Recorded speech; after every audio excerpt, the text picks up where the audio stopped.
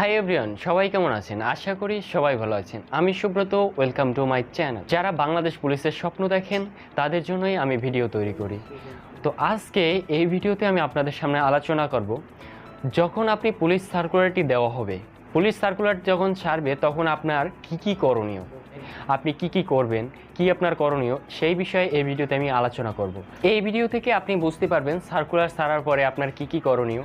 তো ভিডিওটি প্রথম থেকে শেষ পর্যন্ত দেখুন, তাহলে আপনি বুঝতে পারবেন যে আপনার কি করণীয় সার্কুলার ছাড়ার পরে। আপনি যদি আমার চ্যানেলে নতুন হয়ে থাকে সাবস্ক্রাইব করবেন এবং ভিডিওটি একটি লাইক করবেন। চলুন ভিডিওটি শুরু করা যাক। তো যখন আপনার পুলিশ সার্কুলার ছাড়া হবে তখন আপনার করণীয় হলো আপনি এসএসসির মূল সনদপত্র এবং আপনার জন্ম নিবন্ধন কার্ড, এবং জন্ম নিবন্ধন কার্ড অবশ্যই অনলাইন হলে ভালো হবে। আপনারা যাদের অনলাইন করা নেই তারা অবশ্যই অনলাইন করে নেবেন। এবং আপনার যদি ভোটার আইডি কার্ড থাকে সেক্ষেত্রে আপনার ভোটার আইডি কার্ড, এবং আপনার যদি এইচএসসি পাস করে থাকেন তাহলে এইচএসসির সার্টিফিকেটটা নিয়ে যাবেন। যদিও এইচএসসি সার্টিফিকেটটা আপনার অপশনাল, দিলেও হয় না দিলেও হয়। তো এগুলো নিয়ে আপনি একটা কম্পিউটার দোকানে চলে যাবেন। তো সেখানে গিয়ে আপনার হয়তো আবেদনের জন্য 30 টাকা প্রয়োজন হয়, তবে তারা হয়তো বা 100 থেকে 150 টাকা হয়তো নেবে তাদের নিজেদের কস্ট ফির জন্য।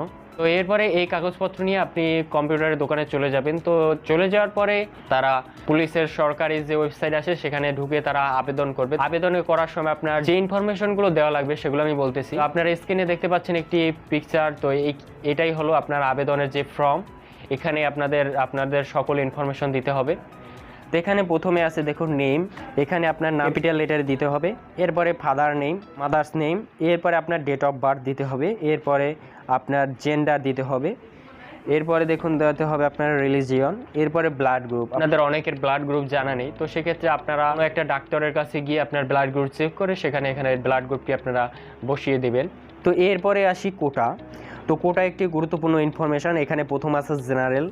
তো এখানে আপনি যদি সাধারণ কোটার হন তাহলে আপনি জেনারেল সিলেক্ট করবেন। এরপরে আছে আপনি যদি মুক্তিযোদ্ধার সন্তান হয় তাহলে চিলড্রেন অফ ফ্রিডম ফাইটার। এরপরে আছে grand children of freedom fighter, অর্থাৎ আপনি যদি মুক্তিযোদ্ধার নাতি হন সেক্ষেত্রে আপনি এই অপশনটি সিলেক্ট করবেন। এরপরে আপনি যদি পুলিশের সন্তান হন, পুলিশ পোষ্য কোটার হন, সেক্ষেত্রে আপনি পুলিশ ওয়ার্ড যে আছে এইটা সিলেক্ট করবেন, জেনারেল দরকার নেই। এরপরে আছে অরপান, অর্থাৎ আপনি যদি এতিম হন সেক্ষেত্রে আপনি এইটা সিলেক্ট করবেন। এরপরে আপনি যদি আনসার বা বিডিবিতে চাকরি করেন সেক্ষেত্রে আপনি কোটা পাবেন আনসার বিডিবি, এবং আপনি যদি উপজাতি হন সেক্ষেত্রে আপনি ট্রিভিয়াল এটা সিলেক্ট করবেন। এরপরে আপনার আছে হাইট এবং ওয়েট। তো হাইট এখানে আপনি কত ফিট কত ইঞ্চি এখানে লিখে দিবেন। এরপরে আছে ওয়েট দিবেন। এরপরে আপনার ন্যাশনালিটি হয়তো অবশ্যই বাংলাদেশি। তো এরপরে হলো বার্থ রেজিস্ট্রেশন। বার্থ রেজিস্ট্রেশন হলো আপনি জন্ম নিবন্ধন কার্ডে একটি বার্থ রেজিস্ট্রেশন নাম্বার পেয়ে যাবেন, আপনারা স্ক্রিনে দেখতে পাচ্ছেন। তো এই বার্থ রেজিস্ট্রেশন নাম্বারটি আপনারা এখানে ইয়েস প্রেস করার পরে আপনার সেই বার্থ রেজিস্ট্রেশন নাম্বারটি চলে আসবে দেওয়ার জন্য। তো সেখানে আপনার বার্থ রেজিস্ট্রেশন নাম্বারটি দিয়ে দেবেন। ন্যাশনাল আইডি কার্ড, তো এখানে আপনার যদি ন্যাশনাল আইডি কার্ড থাকে সেক্ষেত্রে আপনি আপনার ন্যাশনাল আইডি কার্ডটি দিয়ে দিবেন। ইয়েস। তো ইয়েস দেওয়ার পরে আপনার হয়তো আপনার এনআইডি নম্বরটি চাইবে, এখানে আপনারা এনআইডি নম্বরটি দিয়ে দিবেন যাদের ন্যাশনাল আইডি কার্ড আছে, আর যাদের নেই তারা নো সিলেক্ট করবেন। তো এরপরে আছে ম্যারিটাল স্ট্যাটাস। তো অবশ্যই সিঙ্গেল সিলেক্ট করবেন, কারণ বিবাহিত হলে আপনি কনস্টেবল পদে আবেদন করতে পারবেন না। তো এরপরে আছে প্রেজেন্ট অ্যাড্রেস, পার্মানেন্ট অ্যাড্রেস, এটা আপনাদের নিজেদের অ্যাড্রেস অনুসারে পূরণ করবেন। তো এখানে একটি অপশন আছে পোস্ট কোড। তো এই পোস্ট কোডটা অনেকের জানা থাকে না, তো সেক্ষেত্রে আপনারা আপনাদের ভোটার আইডি কার্ডের পিছনে আপনাদের পোস্টের নামের পাশেই সেখানে আপনারা পোস্ট কোডটি পেয়ে যাবেন। তো এরপরে আছে মোবাইল নম্বর। তো এই মোবাইল নম্বরটি আপনার অবশ্যই একটি গুরুত্বপূর্ণ, কারণ এই মোবাইল নম্বরে আপনার মেসেজ আসবে। আপনি যদি সিলেক্টেড হন সেক্ষেত্রে আপনার এই মোবাইল নম্বরেই মেসেজ আসবে। তো এই মোবাইল নম্বরটি আপনারা গুরুত্ব সহকারে দেবেন, যে মোবাইল নম্বরটি আপনার সবসময় ওপেন থাকে এবং আপনার নিজের কাছে থাকে, মেসেজ আসলে অবশ্যই দেখতে পারবেন। তো এরপরে আছে কনফার্ম মোবাইল নম্বর, এখানে আপনারা মোবাইল নম্বরটি কনফার্ম করবেন। এরপরে আসে আপনার একাডেমিক কোয়ালিফিকেশন, এখানে আপনার এসএসসি এবং এইচএসসি সার্টিফিকেট অ্যাড করবেন। তো এখানে এসএসসিতে দেওয়া আছে এক্সাম, বোর্ড, রোল নং, রেশন নং, রেজাল্ট, জিপিএ, পাসিং ইয়ার।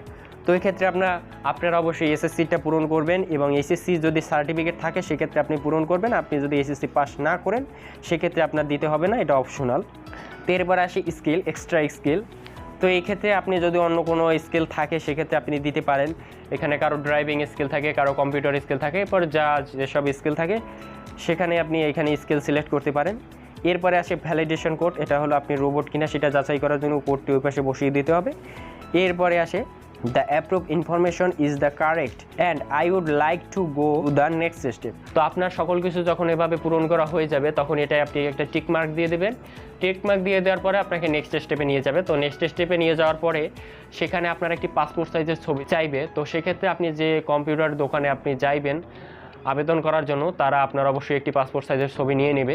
তো এখানে তারা এই পাসপোর্ট সাইজের ছবিটি দিয়ে দেবে এবং আপনার একটি স্বাক্ষর প্রয়োজন পড়বে। তা আপনারা কি করবেন, একটি কাগজে আপনার নিজের নামটি লিখবেন। এভাবে লেখার পরে আপনারা সেই স্বাক্ষরটির একটি পিকচার তুলে এখানে হয়তো ইনপুট করতে হবে। তো এরপরে ইনপুট করার পরে আপনার সাবমিট করার পরে আপনার আবেদনটি কমপ্লিট হবে।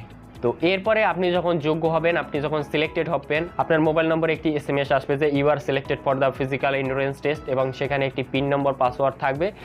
তো এটা আপনি বাংলাদেশ পুলিশের ওয়েবসাইটে গিয়ে সেখান থেকে আপনি আপনার এডমিট কার্ডটি ডাউনলোড করে নেবেন। এবং আপনি যদি আনসিলেক্টেড হন, যদি আপনার SMS আসে you are unselected for physical endurance test, সেক্ষেত্রে আপনি আর মাঠে যেতে পারবেন না আর আপনি এডমিট কার্ড পাবেন না। যাদের সিলেক্টেড মেস আসবে তারা এডমিট কার্ডের অবশ্যই 2 কপি A4 সাইজ কাগজে আপনারা প্রিন্ট করে নেবেন। তো এই ছিল আপনার সকল প্রসেস। তো এই হলো আপনার সার্কুলার ছাড়ার পরে আপনার মাঠে যাওয়ার অবধি সকল প্রসেস। তো এই হলো সকল প্রসেস। আশা করি আপনারা সকলে বুঝতে পেরেছেন। তো আশা করি ভিডিওতে ভালো লেগেছে।